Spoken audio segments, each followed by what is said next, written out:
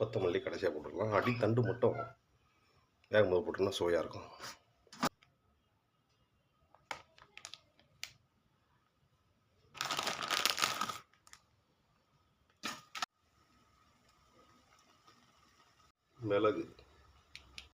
மிளகுத்தூள்,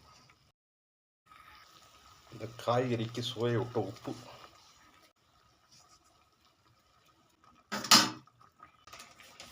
இதில் வெஜ்ஜி வந்துச்சு, ட்ரை வெஜிடபிள் இருந்துச்சு போட்டாச்சு. இது வந்து அதுக்கு உண்டான சாஸு போட்டு மிக்ஸ் பண்ணியாச்சு. ஆக்சுவலாக இது காய்கறி போடணும்னு அவசியமே இல்லை போடுறது, அப்படியே நிறைய இடம் போடலாம். ஆனால் நம்ம காய்கறிலாம் சேர்த்து போடும்போது நல்லாயிருக்கும் சாப்பிட்றதுக்கு. இப்போ நூடுல்ஸை போட்டுடலாம் உள்ள.